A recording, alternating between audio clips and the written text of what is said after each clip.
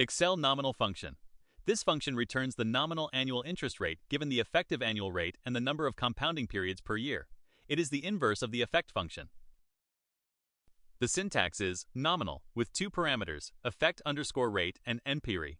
The effect_rate is the effective annual interest rate, and NPRI is the number of compounding periods per year. There are two arguments, both required.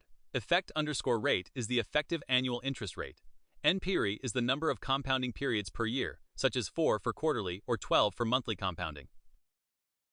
Here's an example. We have an effective annual rate of 5.25% with quarterly compounding, meaning 4 compounding periods per year. The formula is nominal of B2, B3. The nominal function returns approximately 5.15%.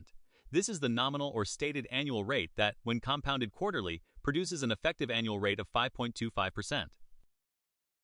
Watch out for common errors. A value error occurs when any argument is non-numeric. A num error occurs when the effective rate is less than or equal to 0, or when the number of periods per year is less than 1. Key points to remember. Nominal converts an effective annual rate back to a nominal stated rate. The nominal rate is always less than or equal to the effective rate due to compounding. It is useful for comparing products with different compounding frequencies.